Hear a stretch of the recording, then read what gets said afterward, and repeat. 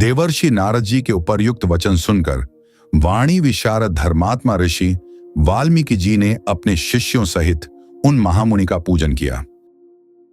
वाल्मीकि जी से यथावत सम्मानित हो देवर्षि नारद जी ने जाने के लिए उनसे आज्ञा मांगी और उनसे अनुमति मिल जाने पर वे आकाश मार्ग से चले गए। उनके देवलोक पधारने के 2 ही घड़ी बाद वाल्मीकि जी तमसा नदी के तट पर गए, जो गंगा जी से अधिक दूर नहीं था। तमसा के तट पर पहुंचकर वहां के घाट को कीचड़ से रहित देख मुनि ने अपने पास खड़े हुए शिष्य से कहा, भरद्वाज, देखो यहाँ का घाट बड़ा सुंदर है, इसमें कीचड़ का नाम नहीं है। यहाँ का जल वैसा ही स्वच्छ है जैसा सत्पुरुष का मन होता है। तात, यहीं कलश रख दो और मुझे मेरा वल्कुल दो। मैं तमसा के इसी उत्तम तीर्थ में स्नान करूंगा। महात्मा वाल्मीकि के ऐसा कहने पर नियमपरायण शिष्य भरद्वाज ने अपने गुरु मुनिवर वाल्मीकि को वल्कल वस्त्र दिया। शिष्य के हाथ से वल्कल लेकर वे जितेंद्रिय मुनि वहां के विशाल वन की शोभा देखते हुए सब ओर विचरने लगे। उनके पास ही क्रौंच पक्षियों का एक जोड़ा, जो कभी एक दूसरे से अलग नहीं होता था, विचर रहा था। वे दोनों पक्षी बड़ी मधुर बोली बोलते थे। भगवान वाल्मीकि ने पक्षियों के उस जोड़े को वहां देखा। उसी समय पाप पूर्ण विचार रखने वाले एक निषाद ने, जो समस्त जंतुओं का अकारण वैरी था, वहां आकर पक्षियों के उस जोड़े में से एक नर पक्षी को मुनि के देखते देखते बाण से मार डाला। वह पक्षी खून से लथपथ होकर पृथ्वी पर गिर पड़ा और पंख फड़फड़ाता हुआ तड़पने लगा। अपने पति की हत्या हुई देख उसकी भार्या क्रौंची करुणाजनक स्वर में चीत्कार कर उठी। उत्तम पंखों से युक्त वह पक्षी सदा अपनी भार्या के साथ साथ विचरता था। उसके मस्तक का रंग तांबे के समान लाल था और वह काम से मतवाला हो गया था। ऐसे पति से वियुक्त होकर क्रौंची बड़े दुख से रो रही थी। निषाद ने जिसे मार गिराया था, उस नर पक्षी की वह दुर्दशा देख उन धर्मात्मा ऋषि को बड़ी दया आई। स्वभावतः करुणा का अनुभव करने वाले ब्रह्मर्षि ने यह अधर्म हुआ है ऐसा निश्चय करके रोती कलशम हुई क्रौंची की ओर देखते हुए निषाद से इस प्रकार कहा, निषाद, तुझे नित्य निरंतर कभी भी शांति न मिले, क्योंकि तूने इस क्रौंच के जोड़े में से एक की, जो काम से मोहित हो रहा था, बिना किसी अपराध के ही हत्या कर डाली। ऐसा कहकर जब उन्होंने इस पर विचार किया, तब उनके मन में यह चिंता हुई कि अहो, इस पक्षी के शोक से पीड़ित होकर मैंने यह क्या कह डाला। यही सोचते हुए महाज्ञानी और परम बुद्धिमान मुनिवर वाल्मीकि एक निश्चय पर पहुंच गए और अपने शिष्य से इस प्रकार बोले, तात, शोक से पीड़ित हुए मेरे मुख से जो वाक्य निकल पड़ा है, यह 4 चरणों में आबद्ध है। इसके प्रत्येक चरण में बराबर बराबर अक्षर हैं तथा इसे वीणा के लय पर गाया भी जा सकता है। अतः मेरा यह वचन श्लोक रूप होना चाहिए, अन्यथा नहीं। मुनि की यह उत्तम बात सुनकर उनके शिष्य भरद्वाज को बड़ी प्रसन्नता हुई और उसने उनका समर्थन करते हुए कहा, हां, आपका यह वाक्य श्लोक रूप ही होना चाहिए। शिष्य के इस कथन से मुनि को विशेष संतोष हुआ। तत्पश्चात उन्होंने उत्तम तीर्थ में विधिपूर्वक स्नान किया और उसी विषय का विचार करते हुए वे आश्रम की ओर लौट पड़े। फिर उनका विनीत एवं शास्त्रज्ञ शिष्य भरद्वाज भी वह जल से भरा हुआ कलश लेकर गुरुजी के पीछे पीछे चला। शिष्य के साथ आश्रम में पहुंचकर धर्मज्ञ ऋषि वाल्मीकि जी आसन पर बैठे और दूसरी दूसरी बातें करने लगे, परंतु उनका ध्यान उस श्लोक की ओर ही लगा था। इतने ही में अखिल विश्व की सृष्टि करने वाले सर्व समर्थ महातेजस्वी चतुर्मुख ब्रह्मा जी मुनिवर वाल्मीकि से मिलने के लिए स्वयं उनके आश्रम पर आए। उन्हें देखते ही महर्षि वाल्मीकि सहसा उठकर खड़े हो गए। वे मन और इंद्रियों को वश में रखकर अत्यंत विस्मित हो हाथ जोड़े चुपचाप कुछ काल तक खड़े ही रह गए, कुछ बोल न सके। तत्पश्चात उन्होंने पाद्य, अग्र्य, आसन और स्तुति आदि के द्वारा भगवान ब्रह्मा जी का पूजन किया और उनके चरणों में विधिवत प्रणाम करके उनसे कुशल समाचार पूछा। भगवान ब्रह्मा ने एक परम उत्तम आसन पर विराजमान होकर वाल्मीकि मुनि को भी आसन ग्रहण करने की आज्ञा दी। ब्रह्मा जी की आज्ञा पाकर वे भी आसन पर बैठे।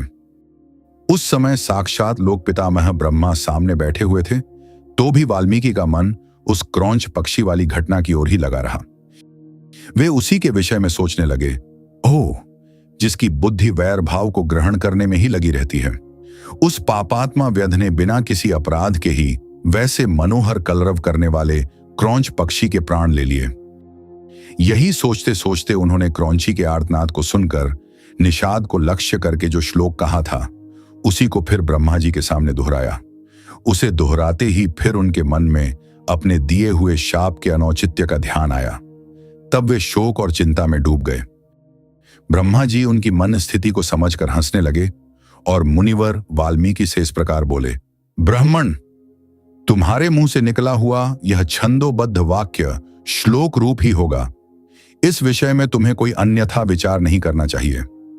मेरे संकल्प अथवा प्रेरणा से ही तुम्हारे मुंह से ऐसी वाणी निकली है।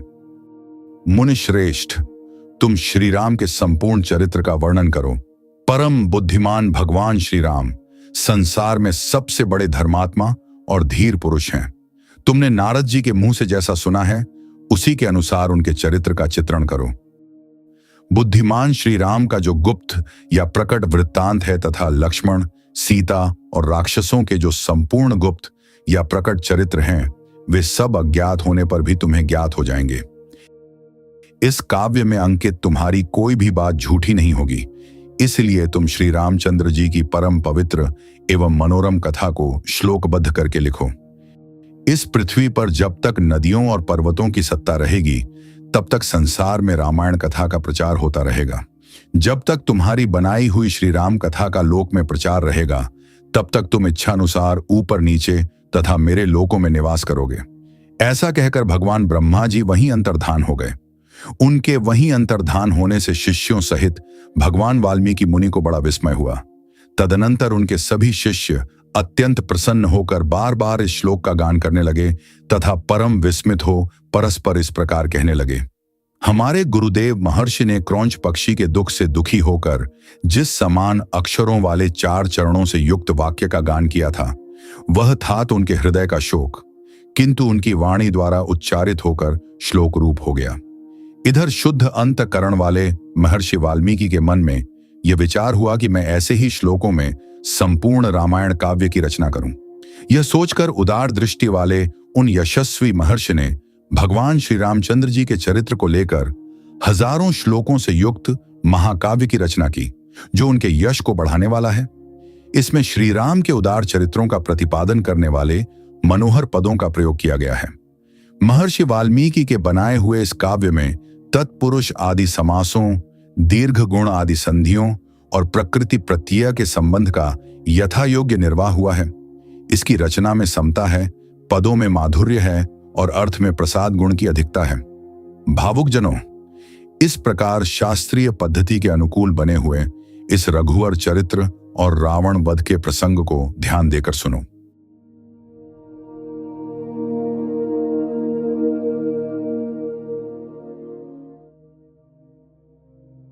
द्वितीय सर्ग के सबसे गहरे और कम चर्चा किए जाने वाले क्षणों में से एक, पक्षी की मृत्यु देखकर वाल्मीकि जी का दुखी होना स्वाभाविक लगता है।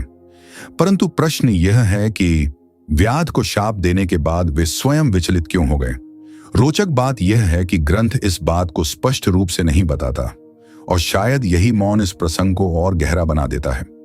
एक संभावना यह हो सकती है कि वाल्मीकि जी केवल व्याध के कर्म से ही नहीं, अपने भीतर अचानक उठे भावों से भी चकित थे। एक तपस्वी जो अब तक संयम, तप और शांति में स्थित था, अचानक करुणा, शोक, क्रोध और शाप, इन सब को एक साथ अनुभव करता है। मानो उन्हें स्वयं आश्चर्य हुआ हो कि मेरे भीतर से यह क्या निकल गया। एक और सूक्ष्म बात ध्यान देने योग्य है। श्लोक करुणा से उत्पन्न होता है, पर उसके शब्दों में दंड भी है। शायद यही द्वंद्व उन्हें भीतर से विचलित करता है।